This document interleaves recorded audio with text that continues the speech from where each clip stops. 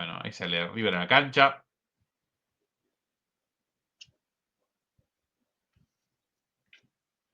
Todavía Bueno, con las dos bandejas. me indigno todavía la formación que puso Gallego, no lo puedo creer. No puedo creer cómo duró un año más después de eso. Y sí, claro, llega hasta, bueno, pierde el campeonato contra el equipo de Pellegrini y ahí termina siendo 6, Claro, ¿no? y ahí termina siendo 6, sí. Es que él gana el clausura 2000 y después no gana nada más hasta mediados del 2001 con ese equipo de River. Y que Sí, venían de sí. Ramón Díaz y que después vino Ramón Díaz de vuelta y volvió a ganar todo. Entonces, la verdad que lo Ese dejaron día, bastante muerto. acá está la formación. Bueno, ahí están las Ahí formaciones. está. Vamos a verlo. Ahí está. Bueno, Boca parado, como habitualmente lo hacía, ¿no? Los 4 Sí. defensores, los 3 volantes, lo que dirían interior derecho, interior izquierdo y volante central, el enganche Riquelme, el Chelo Delgado más por Claro, afuera, no jugó Moreno. Guillermo porque estaba con muchas lesiones, ¿no? En ese semestre, Guillermo. Exactamente. Guillermo había perdido el puesto, perdón que lo paro un segundo el video, había perdido el puesto con Delgado prácticamente Claro, desde su comienzo. claro, claro. Yo por eso recuerdo, si querés ponerle pausa, yo por eso recuerdo siempre que Guillermo y Palermo eran muy importantes en el torneo local, pero en las copas yo recuerdo más a Delgado y a Riquelme, como que cada uno elegía sus torneos, obviamente todos fueron cracks en todos lados, pero digo, yo siempre tengo más el recuerdo de que Guillermo y Palermo en el torneo local te destrozaban y en la copa era Delgado y Riquelme. Sí, Delgado tuvo una gran participación desde su llegada en verano de ese año, del año 2000. Bueno, ahí vemos la imagen de Palermo, ya sin el flequillo, con el pelo más largo, en su vuelta al fútbol profesional. Y ahí la formación de River, ¿no? Parado acá de Ahí otra está. forma, pero no es exactamente así donde estaba parado, ¿no? Ahí lo muestra con 4 en el fondo, Lombardi como, a ver, dicho así elegantemente, la formación lo para a Lombardi como un 4 bis, ¿sí? A Sí, Berizzo como un volante central delante de los centrales cuando fue central toda la vida, ¿sí? Por la izquierda Zapata, Aymar y Saviola y Ángel. O sea, básicamente, para decirlo abruptamente, 7 defensores casi, sí. porque podemos decir que el único que no fue defensor ahí era Zapata, que con algún entrenador ofensivo llegó a ocupar el lateral Sí, o de alguna vez. carrilero, ¿viste? Cuando juega con Claro, línea exactamente. sin volantes por afuera y juega con un carrilero, tal vez juega de carrilero. Exactamente. Bueno, o sea que 7 jugadores de posiciones de defensa con los 3 de adelante completamente desconectados del mundo. O sea, Sí, sí, ¿cómo sí. iba a ser para que le llegue la pelota? Bueno, una locura realmente la formación de El que Gallego, le que encargaba de además, hacer eso sí, era Lobo Ledesma, que cortaba y exacto. jugaba. Sí, sí, iba a decir. Gallego que además pidió que le extiendan el techo visitante de la bombonera para poder dar indicaciones porque decía que le iban a tirar de todo. Así que hubo una modificación que se hizo específicamente para este partido. Del techo de banco de visitantes, arbitraje de Ángel Sánchez. Un primer tiempo, bueno, nada, muy, muy peleado, que no iba a dejar demasiado porque acá directamente vamos a ver el gol de Boca. Yo ahí Que estoy viendo una línea de 6, sí, no sí, de 5. totalmente. Me quedé corto con con línea de 5. Totalmente. Gol de El Chelo Delgado, momento muy complicado. Hasta ahí Boca intentaba, pero bueno, se le hacía muy complicado a Boca encontrar la forma. Iban 15 del segundo tiempo cuando Boca logra empatar la serie, ¿no? Faltaba solo media hora cuando llega hasta el gol del Chelo Delgado, después de, bueno, como siempre, una jugada de Riquelme. 1-0 para Boca, y a partir de ahí, bueno, Boca toma aire, empieza a respirar, dice, bueno, estamos adentro, así estamos en penales, vamos a ver qué es lo que se viene. Increíble lo que es el fútbol, que podés poner 200 a marcar y sin embargo una diagonal y un pase encortado te deja un tipo solo, ¿no? Sí, sí, Entonces, muy mal para la defensa de River, mala salida de Bonano. Para mí, yo me acuerdo haberlo visto este partido. River se notaba que minuto a minuto que pasaba estaba cada vez más desorganizado, se veía venir el gol de Boca. Por más que a Boca le costaba, River estaba desarmándose minuto a minuto y me acuerdo que no me sorprendió el gol de Boca. bueno, en la continuidad del partido, avanza, creo que es el Vasco Robarrena. Colchazo ya estaba Sebastián Bataglia como uno de los que había ingresado y es al que le cometen el penal. Por supuesto, Palermo también estaba en cancha. Muy joven Seba Bataglia, tenía 18 años en aquel momento. Bueno, se lo lleva puesto Trota, con una de la casa Trota, haciendo lo que habitualmente hizo durante toda su carrera. Esta vez bueno, en un momento no preciso, penal para Boca cuando iban casi 80 minutos, faltaban, bueno, un poquito más de 10, agarraba la responsabilidad a Riquelme. Recordemos que Palermo venía todavía con muy fresco aquellos penales de la Copa América, ¿no? Sí, Aquellos 3 penales cerrados hacía menos de un año y con la lesión en el medio, por más que Palermo era habitualmente el indicado para ejecutar desde el punto penal, bueno, Riquelme agarra la responsabilidad. Está claro que Palermo no iba a agarrar la pelota, había entrado hacía 2 minutos, no se iba a hacer cargo de un penal tan pesado, no estaba para eso. La participación del blondo delantero, gol de Riquelme, Boca 2-1, quedándose con o sea, 2-0, 2-1 en el partido de ida, quedándose con la clasificación, estaba 3-2 en el global. Riquelme con mucha calidad, cambiándole el palo a Tito Bonano, que no salió ni en la foto. no, no, terrible. Y esto fue apenas entró Palermo. Palermo entró y a los 2 minutos hubo penal para Boca, ¿no? Si tuviera algo que ver, si faltara algo para el cambio de energías, para el cambio de ritmo del partido, era, bueno, y esta jugada, ¿no? Que es la famosa jugada del caño de Riquelme a Yepes, eh, repasado tantas y tantas veces ante un gran defensor como lo terminó siendo Yepes, con una carrera, bueno, extraordinaria. Ya sobre el final del partido, Riquelme para Seba Bataglia, que la tira para adentro. Y Martín, lo va a hacer Martín, dice Araujo en el relato. Bueno, parecían inmóviles los defensores de River. Sí, sí, sí, Creo que, estaban ya entregados. creo que esperando la desgracia, ¿no? Porque no se explica de otra forma cómo nadie sale a apurar a un Palermo que tenía serias dificultades hasta para moverse. Uno lo ve, Sí, sí. bueno, moviéndose con mucha dificultad, sin embargo, logra ponerse de frente al arco y hacer el tercer gol del partido. Una cosa increíble, realmente. Sí, por algo llamaron a este gol el muletazo. Sí, sí, claro. Bautizado como el muletazo de Palermo. eh, un Martín que tenía, bueno, serie de dificultades para moverse y que demostraba que iba a hacer goles de cualquier forma este hombre, ¿no? Porque hizo el anterior a este, fue un gol con la rodilla rota, vuelve y con todavía no el alta para hacer fútbol, vuelve en un partido de Copa Libertadores, mete el tercero para una goleada histórica. Boca elimina a River de la Copa Libertadores en una época donde, para decirlo de la manera correcta y que nadie se ofenda, no podían encontrarse más adelante que las semifinales, ¿sí? Era la instancia máxima donde podían encontrarse, razón por la cual encontrarse en esta instancia es como si hoy jugaran la semifinal, quizás. Claro. Es una cuestión de decir, bueno, no había mucho más que jugar, por eso cuando Boca y River se enfrentan en el 2004, eh, no vamos a decir, como dicen algunos, después no importó que Boca perdiera la final. No, la final siempre importa ganarla, siempre importa terminar coronando con la Copa, pero en cuanto a la rivalidad, no era posible una final entre equipos del mismo país. No se podía en aquella época. Sí. Por eso terminan enfrentándose en semifinales. Después, bueno, hubo algunas ocasiones en las que los brasileños tuvieron que enfrentarse entre ellos porque, claro, se cruzaban en iban por diferente parte del cuadro, pero no querían que lleguen dos equipos del mismo país a la final, con lo cual te hacían ese cambio. Nada, la regla ridícula. Para eso no hagas cruces y sortea todas las rondas. Llega a octavos y sortealo, pasan, sortea cuartos, pasan, sortea semi, porque si no, ¿para qué armas el cuadro si no para respetarlo después? Pero bueno, nada.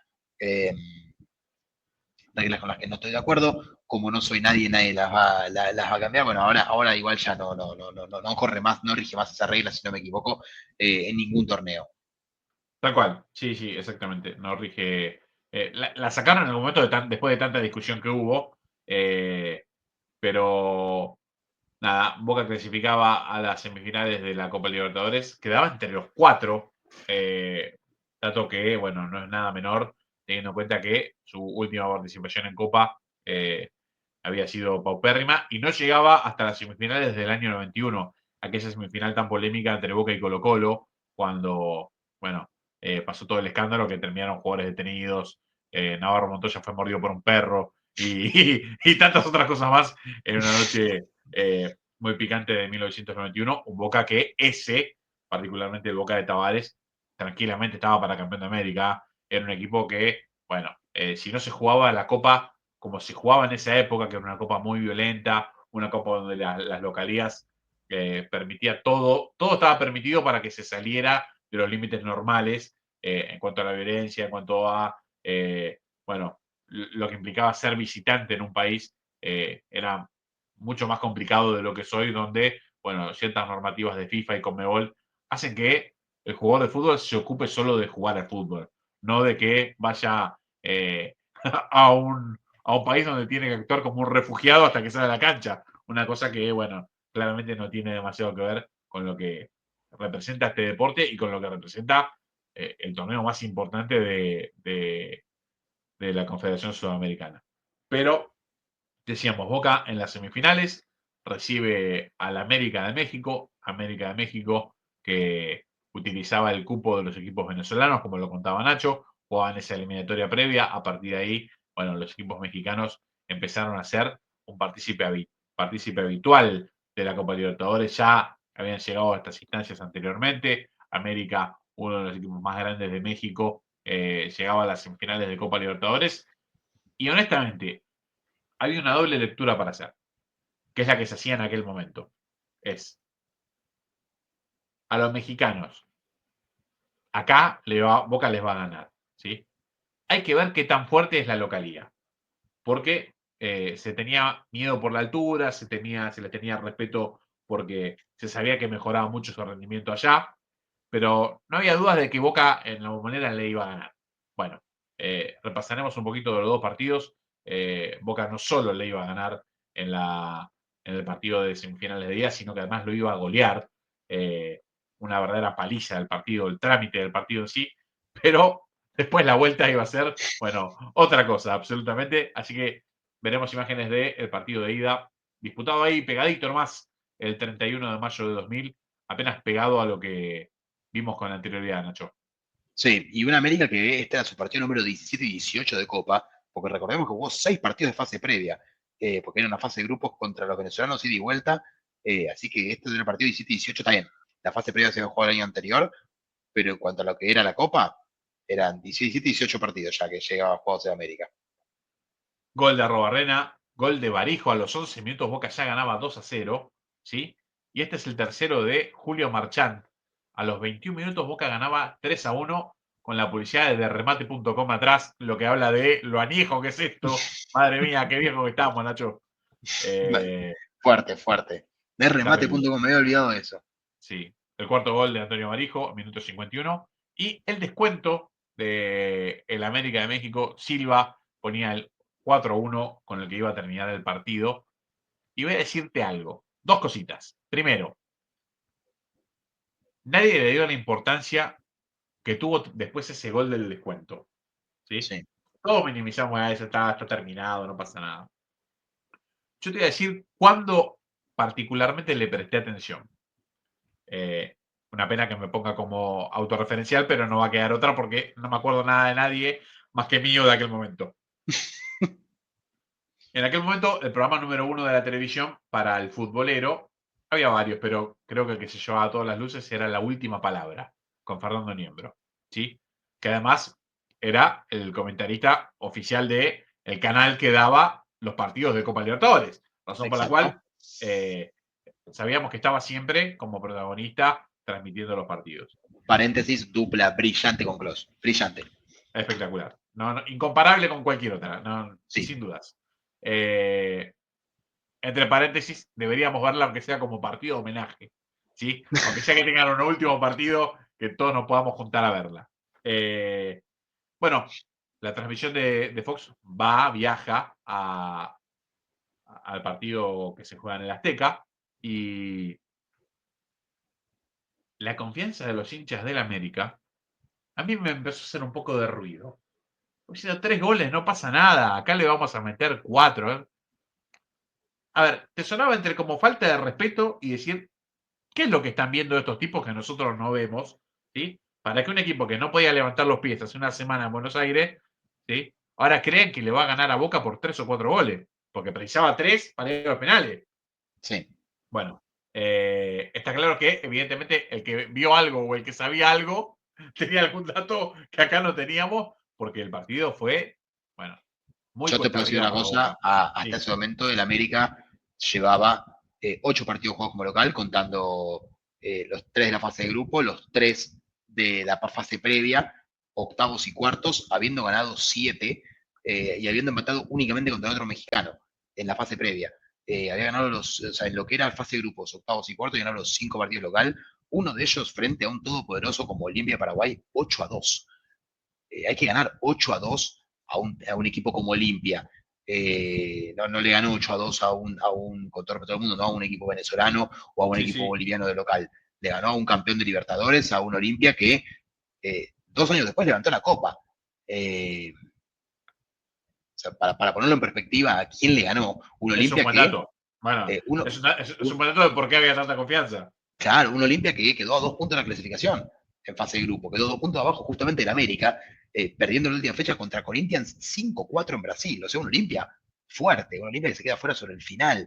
Y el América le había metido 8-2, 8-2 de local. Eh, era una máquina de hacer goles en América local, le había ganado, bueno, justamente hablamos de Corinthians, le ganó el Corinthians de local, ganó los 2 partidos de octavos y cuartos de local.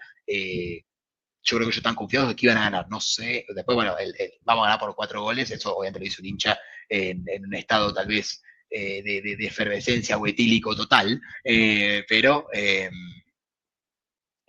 venía justificado desde ese lado, ¿no? América de local era muy fuerte, contaba con la altura, Boca no había jugado, sacando en Quito, no había jugado más en la altura. Digo, este equipo de Boca, ¿no? O sea, no habían tenido competición Sí. internacional, han tenido competición internacional tal vez por Copa Procosur, pero hay ningún país tiene altura de los que participaban, entonces con lo cual era algo nuevo, generalmente para la mayoría de los jugadores, tal vez menos para Córdoba y Serna y Bermúdez, para todo el resto era algo nuevo.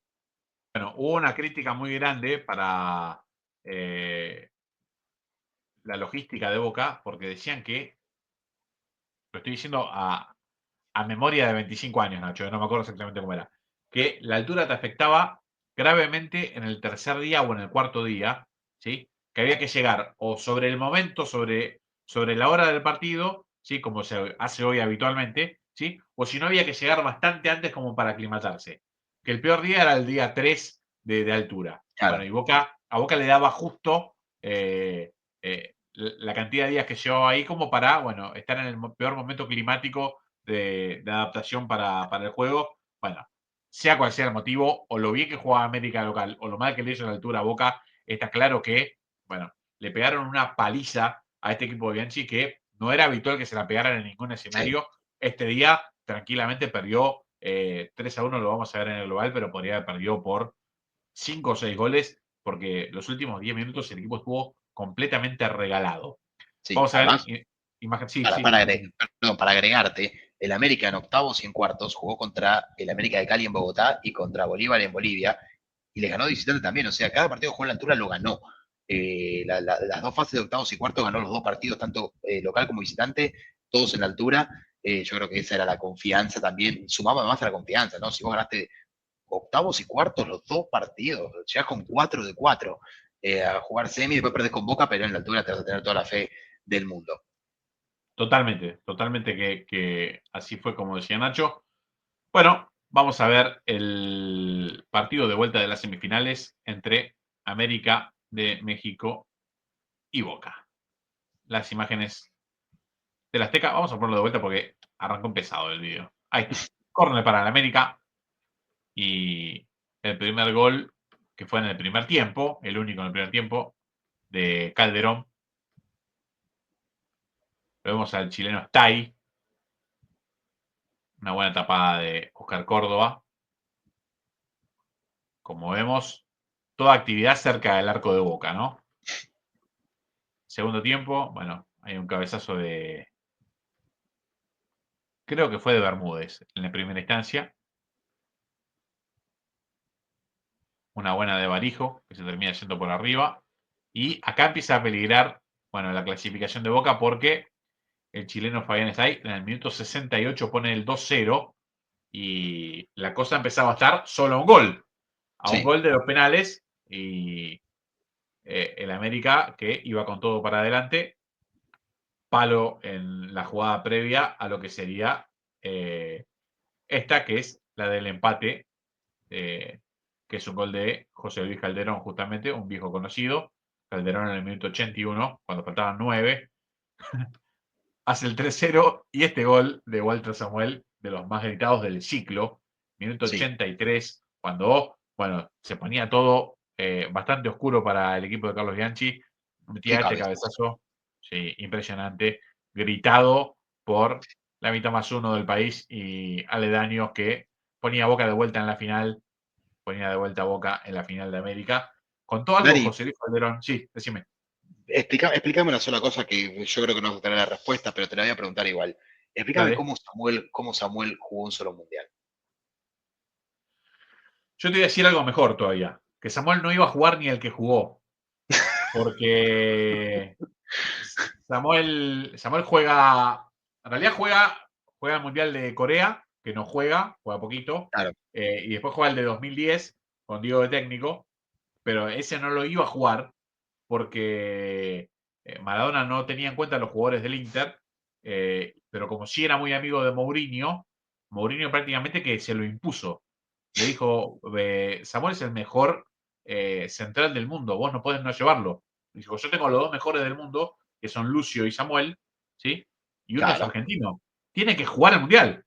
Y Maradona lo confirma en una entrevista como uno de los convocados, cuando ni siquiera, como uno de los convocados al Mundial, cuando ni siquiera había jugado un minuto en Sí, su sí, sí. ciclo. Y jugó los dos primeros partidos y después no juega más. Por eso digo, una cosa rarísima, digo, está claro que no tenía que ver con un convencimiento quizás de lo que Diego esperaba de Samuel o de su cuerpo técnico, sino que, bueno, venía de la mano de avalar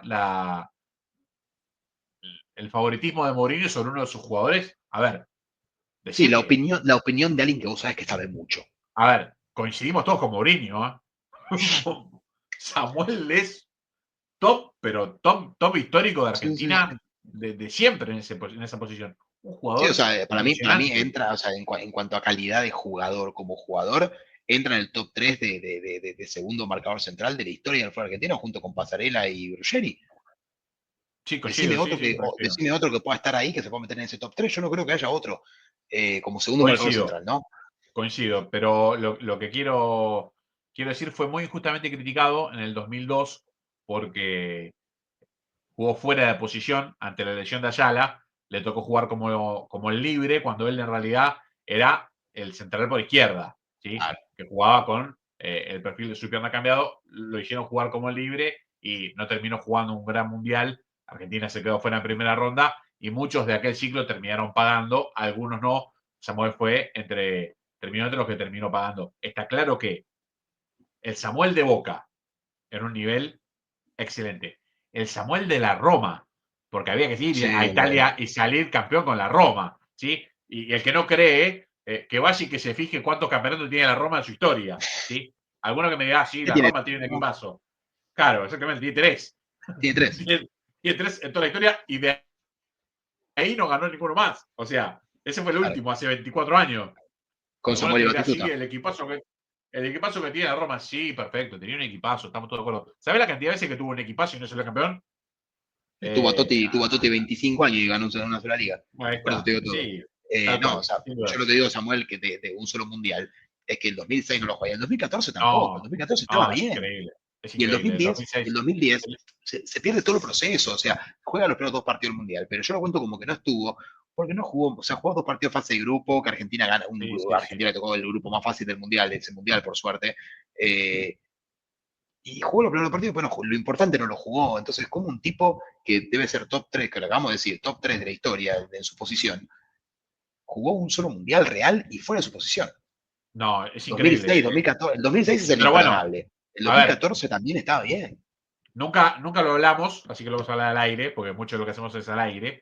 Eh, yo no sé qué opinión tendrás vos de Zanetti, pero Vale, otro crack, otro a ver, inexplicable. Que se pierda es dos mundiales Zanetti inexplicable es cómo se inexplicable. pierde dos mundiales que son imposibles de que se No, no. pierdan. A ver, que vos me decís, Zanetti jugó en el 98, ¿sí? Bárbaro. Sí, perfecto. Era un jugador del ciclo pasarela, casi que nació con el ciclo pasarela en Claro, selección, claro, claro, ¿sí? claro. Se confirma y ya Zanetti, empieza a ser, Zanetti lo convoca por primera vez pasarela en el 95, ¿no? claro, sí, sí, exactamente. Claro. Pero digo, casi que nació con esa generación, un jugador que tuvo un paso muy chiquito por el fútbol argentino, Claro, en en ascenso, Talleres y en después va, Banfield. exacto, Sí, ascenso, después Banfield y después ya toda su carrera en Europa, en el Inter. Pero a lo que iba es, nace, se hace un jugador de selección cuando todavía ni siquiera era tan conocido en Argentina, sí. ¿sí? Bueno, Además, jugador de selección, con la gran ventaja de no estar identificado ni con Boca ni con River, que en la selección a veces te jugaba a favor o en contra, es dependiendo de la época. importante, tal cual, es importante, sobre todo en esa, como era llamada, reversión de Claro, Pasarela, era claro, uno de claro, los claro. que, bueno, no tenía la camiseta de River cerca, el Pupi Zanetti. Jugador de selección, sin lugar a duda. Si uno dice selección argentina, con todo respeto a los campeones de ahora, no es contra ellos, sino que hablamos de una generación previa que no necesitó ser campeona del mundo, ¿sí? Para ser referente de la selección argentina. Hablamos de Simeone, Zanetti, Batistuta, Claudio Polcangia, jugadores de selección, pero siempre. Bueno, Sí, que ese tipo como Zanetti no haya encabezado lo que quedaba de esa generación cuando el Cholo se fue, por ejemplo, para claro. decir, bueno, es un número puesto del seleccionado argentino, es una barbaridad, pero es una barbaridad al fútbol. Sí, sí, Cuando, sí. a ver, he sabido que tengo mucha familia en Italia.